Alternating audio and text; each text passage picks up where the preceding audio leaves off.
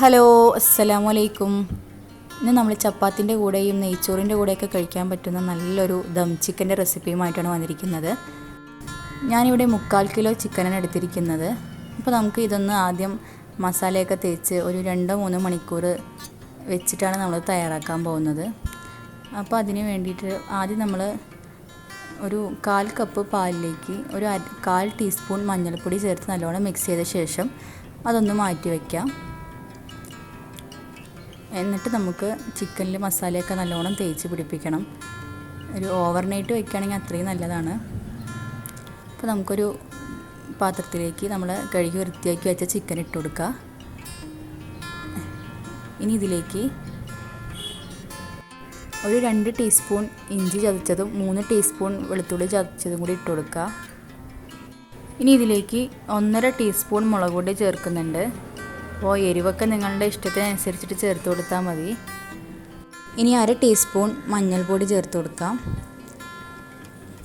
പിന്നെ ഇതിലേക്ക് വേണ്ടത് ഒരു 2 ടേബിൾ സ്പൂൺ മല്ലിപ്പൊടി ചേർക്കുന്നുണ്ട്.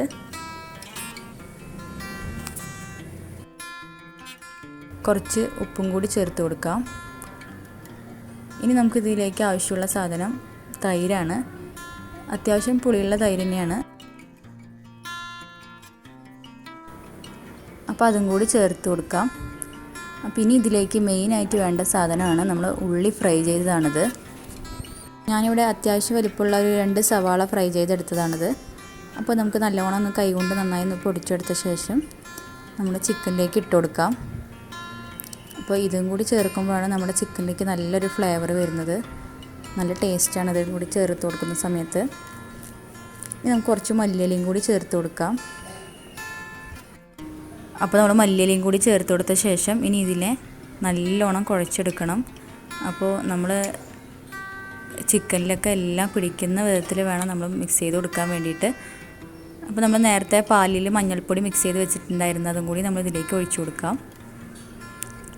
അപ്പോൾ അതും കൂടി ചേർത്ത് കൊടുത്ത ശേഷം നന്നായി മിക്സ് ചെയ്യണം. അപ്പോൾ നല്ലോണം മിക്സ് ചെയ്യണം, അത് പ്രത്യേകം ശ്രദ്ധിക്കണം.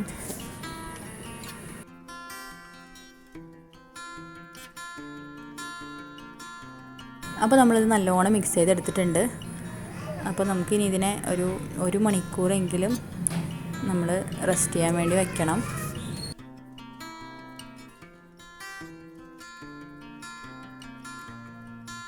അപ്പോൾ നമുക്കിനി 1 മണിക്കൂറിന് ശേഷം നമുക്കിതൊന്ന് തുറന്ന് നോക്കാം.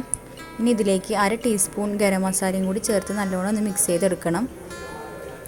അതും കൂടി കഴിഞ്ഞാൽ നമുക്കിനി കുക്ക് ചെയ്യാൻ തുടങ്ങാം. ഇനി നമുക്കൊരു പാൻ വെച്ച ശേഷം അതിലേക്ക് കുറച്ച് ഓയിൽ ഒഴിച്ച് കൊടുക്കണം. ഇനി ഇതിലേക്ക് പച്ചമുളക് ചേർത്ത് കൊടുക്കാം. ഞാനിവിടെ 3 പച്ചമുളകാണ് എടുത്തിരിക്കുന്നത്. ഇനി അതിലേക്ക് നമ്മൾ നേരത്തെ മിക്സ് ചെയ്ത് വെച്ചിട്ടുണ്ടായിരുന്ന ചിക്കനൊന്ന് ഇതിലേക്ക് ഇട്ട് കൊടുക്കാം. അതും കൂടി ചേർത്ത് നല്ലോണം മിക്സ് ചെയ്തെടുക്കണം.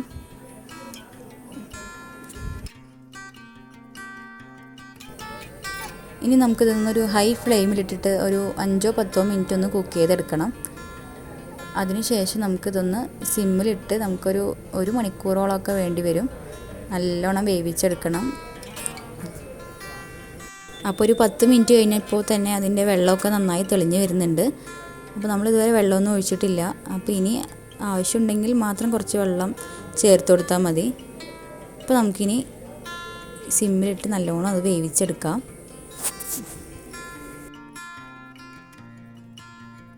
അപ്പോൾ നമ്മുടെ ചിക്കനൊക്കെ നല്ലോണം വെന്ത് വന്നിട്ടുണ്ട്.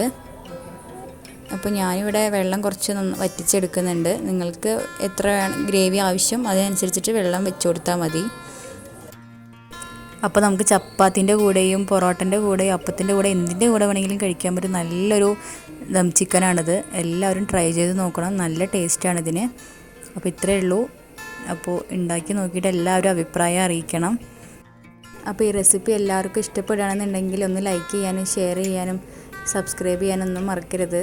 സബ്സ്ക്രൈബ് ചെയ്യുന്ന സമയത്ത് തൊട്ടടുത്തുള്ള ബെല്ലൈക്കണും കൂടി പ്രസ് ചെയ്യുകയാണെന്നുണ്ടെങ്കിൽ ഞാനിടുന്ന വീഡിയോസിൻ്റെ നോട്ടിഫിക്കേഷൻ ലഭിക്കുന്നതാണ്.